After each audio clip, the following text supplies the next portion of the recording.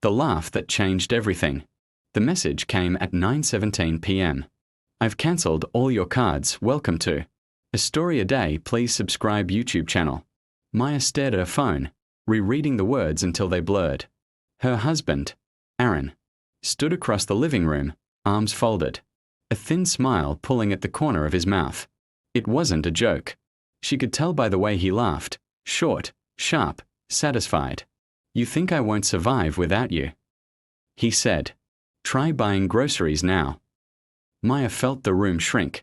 She had just returned from picking up their daughter from school, the house still smelling faintly of dust and reheated tea.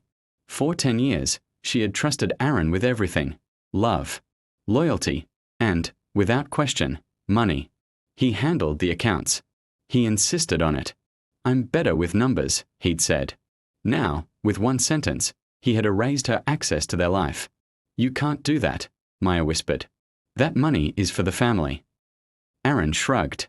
It's in my name. Always has been. Her chest tightened. Memories flickered. Missed promotions because she followed him to new cities. Nights rocking a crying baby while he worked late. Unpaid labor disguised as love.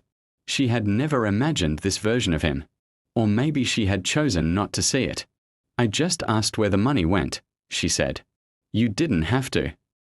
He interrupted her with another laugh. This will teach you to stay in your place. That night, Maya didn't sleep. She lay awake listening to the ceiling fan, calculating how long she could last with the little cash hidden in her purse. Her phone buzzed with card decline notifications, groceries, fuel, even the school app. Each alert felt like a slap. By morning, Aaron was gone, leaving behind silence and a note on the counter. Think about your behavior. Maya's hand shook as she made tea. She felt ashamed of her fear, of her dependence, of how small she felt in her own home. But beneath the fear, something else stirred. Anger. Clarity. She packed her bag and stepped outside, the cool air steadying her breath. She didn't know exactly what to do, only that doing nothing would destroy her. She remembered a conversation from years ago. A bank representative who'd once insisted her name be added to an account. Just in case. Just in case, she thought. At 11:03 a.m., Maya dialed the bank. The call connected. Thank you for calling, a calm voice said. How may I help you today? Maya swallowed, her heart pounding. My husband cancelled all my cards, she said.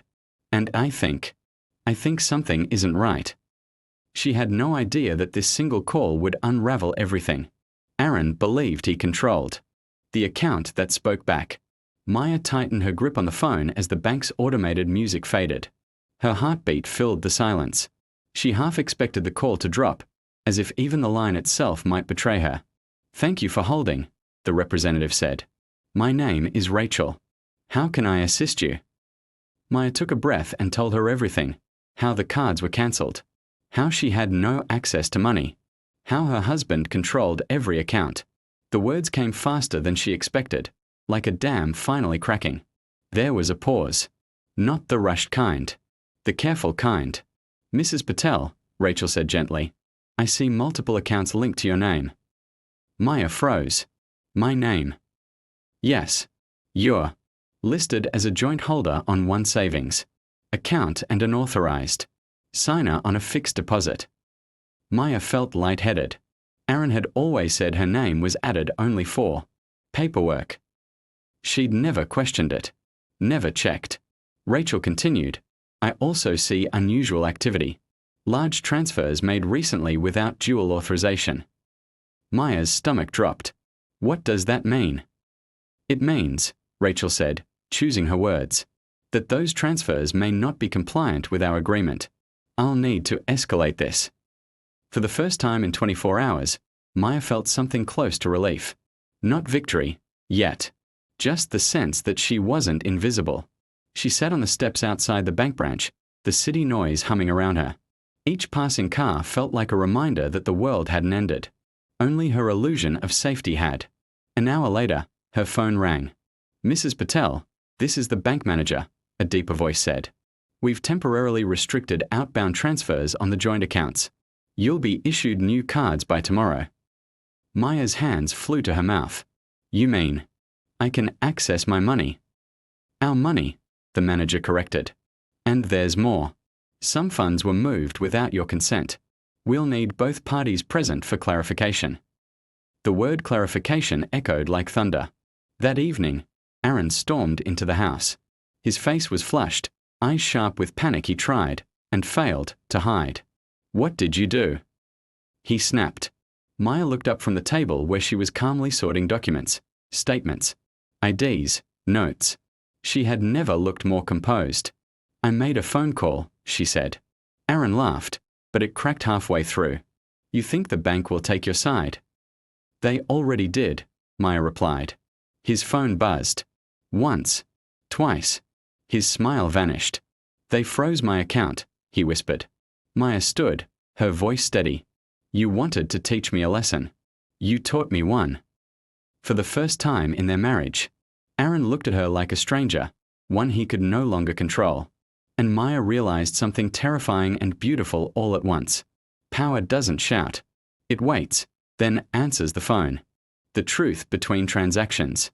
The house felt different after the bank froze the accounts. Quieter. Heavier. As if the walls themselves were holding their breath. Aaron paced the living room, running a hand through his hair, checking his phone every few seconds. Maya watched him from the doorway, noticing details she had ignored for years, the impatience, the need to control every silence. They'll unfreeze it, he muttered. This is temporary. Maya said nothing. She had learned that silence, when chosen, could be louder than arguments. The next morning, they sat across from each other in the bank manager's office. A thick file lay on the desk between them, its edges worn from too many printed statements. Maya's name appeared on the cover in bold letters. Seeing it there felt unreal, like reclaiming a piece of herself. We've reviewed the transactions, the manager began. Several transfers were made to a private investment, account solely in Mr. Patel's name. Aaron leaned forward. I handle investments for the family. The manager nodded, without informing or authorizing the joint account holder. Maya's pulse thudded in her ears. She didn't look at Aaron. She didn't need to. There's more, the manager continued. One of these accounts was used as collateral for a personal loan. Maya's breath caught. A loan? Aaron's jaw tightened. It was a short-term risk. I was going to pay it back. With which funds? The manager asked calmly. Silence. The truth settled like dust. Not dramatic. Not explosive. Just undeniable. Outside the bank, Aaron finally spoke. You embarrassed me in there. Maya turned to him. You endangered us. His voice softened, sliding into familiarity. You don't understand pressure. I did this for our future. Maya smiled sadly. She had heard that sentence too many times. You did it for control, she said. And you called it love. That night, Maya packed slowly. Each folded shirt felt like closing a chapter. She wasn't running, she was choosing. Their daughter watched from the doorway. Are we leaving? Maya knelt and met her eyes. We are going somewhere safer. Aaron stood in the hall, helpless, watching the life he thought he owned walk past him. Weeks later, Maya sat in a small rented apartment, sunlight spilling across bare floors. The bank had restored her access, separated the accounts, and flagged the loan for investigation. The future was uncertain, but it was hers. Her phone buzzed with a message from Aaron. We need to talk. Maya locked the screen without replying. Some conversations come too late. Some truths arrive right on time. The life that answered back. The apartment smelled of fresh paint and quiet mornings. Maya learned the rhythm of her new life in small moments, making tea without fear, checking her balance without permission, sleeping without listening for footsteps in the hall. Freedom, she discovered, didn't arrive loudly. It settled in gently. The bank's investigation moved faster than she expected. Aaron's loan, taken in secrecy, backed by joint funds, had violated multiple agreements. The words financial misconduct appeared in emails. She read twice just to believe they were real. The power he once waved like a weapon now hung over him like a sentence. When the mediation date arrived, Maya walked into the room alone. No shaking hands. No rehearsed apologies. Aaron was already there, Smaller somehow. Older. His confidence had evaporated, replaced by desperation. "They're talking about penalties," he said quietly. "You could stop this." Maya looked at him the way one looks at a closed door, without anger, without longing. "I already did," she replied, "when I stopped protecting you from the truth." He swallowed. "I was scared of failing." "So was I," Maya said. "The difference is, I didn't make fear my excuse." The agreement was signed. Accounts separated. Responsibilities assigned. The past reduced to paperwork and signatures. Weeks later, Maya stood on a school stage watching her daughter perform in a play. Applause filled the room, and for the first time in years, Maya clapped without distraction. No buzzing phone. No anxiety about money disappearing overnight. After the show, her daughter hugged her tightly. "You're different," she said. Maya smiled. "I remembered who I was." That night, Maya deleted Aaron's number. Not out of anger, but because healing doesn't need reminders. She opened her laptop and updated her resume. Something she hadn't done in a decade. The cursor blinked, patient, hopeful. She typed her name at the top, feeling its weight and worth. Outside, the city lights flickered like 1,000 quiet victories. Maya had lost a marriage, but she had found herself. And that was the account that never went empty. What freedom builds. A year passed quietly. Not the kind of quiet that feels empty, but the kind that hums with intention.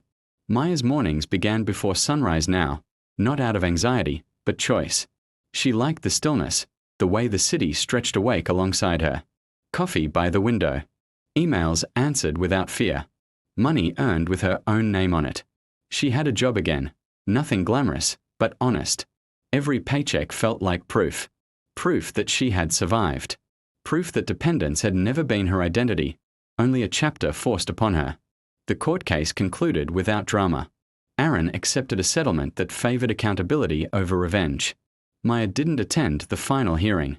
Closure, she'd learned, didn't require a front row seat. Occasionally, she heard about him through mutual acquaintances. Downsized apartment. Career stalled. Still blaming circumstances. Still laughing too quickly. She felt nothing. That surprised her the most. One evening, her daughter sat beside her on the couch. Homework spread between them. "My teacher asked what my mom does," she said. Maya looked up. "What did you say?" "I said," her daughter smiled, "she builds things from scratch." Maya's throat tightened. Later that night, she stood on the balcony. City lights blinking like distant stars. She thought about the woman she used to be, the one who apologized for asking questions, who mistook control for care, who believed security came from someone else's permission. She no longer blamed herself for that woman. She thanked her, because she survived long enough to make the call. Her phone buzzed, not with a warning, not with a threat, but a notification. Savings goal reached. Maya exhaled a laugh, soft and real. Power, she realized, wasn't money alone. It was access, knowledge, choice, and the courage to speak, even when your voice shakes. She went inside, turned off the lights, and locked the door, not because she was afraid of what might come in, but because she finally owned what stayed out. Some stories don't end with revenge. They end with stability, with dignity, with a future that doesn't ask permission. And somewhere, deep inside the silence, Maya knew that one laugh had tried to break her, but one phone call had rebuilt her life. Thanks for watching this story. Subscribe a story a day.